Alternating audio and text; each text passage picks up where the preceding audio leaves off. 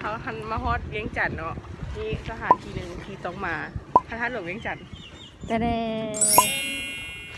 มีนกมีหลายอย่างเนาะขั้นมานี่ก็มี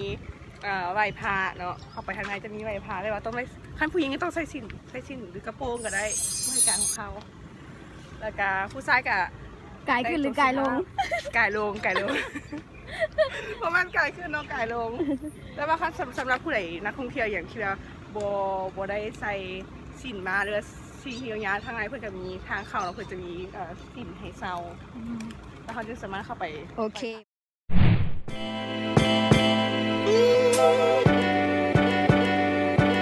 ร้านมาไทยมีหลายคู่เนาะเจ้าบ่าวเจ้าสาวคือวันนี้จะมาไทยทำประกาศในจะโซนัส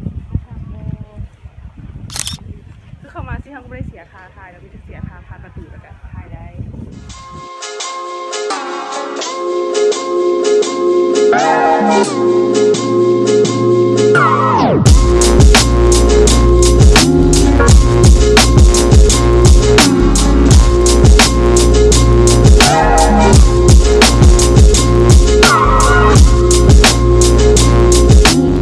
มื้อนี้มาเป็นจุดประสงค์เพื่อหยัง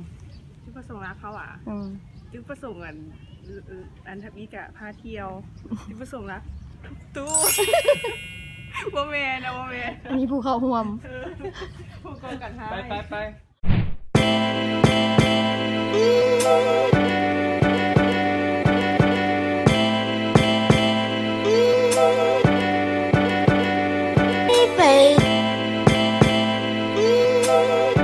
อุ้ยดูนี่เจอเนื้อคู่ ใส่ ดูไง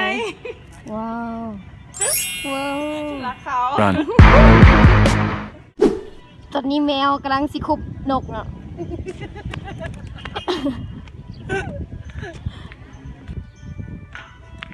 แต่ก็ชอบ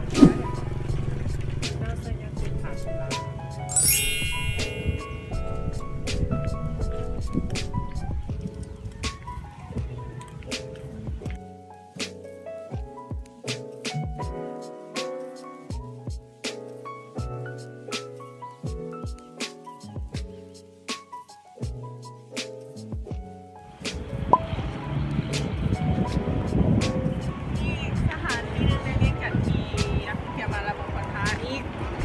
ก็ถูทรายดีว่าแล้วคนสลายเรื่องอนุสาวรีย์แล้วต่างประเทศเราถ้ามันถูทรายก็มาเขียนที่ป้ายอย่างนั้น อืม อันนี้มีคนจีนประเทศไทยตั้งแล้วจีนยืนยาวเนาะกระดำผิดเท่านั้น โมเมนต์จีนลาว ถ้วยบวงจอยมันเว้นถ้วยบวงผิดจานผิดจอกจานจอกผิดงาม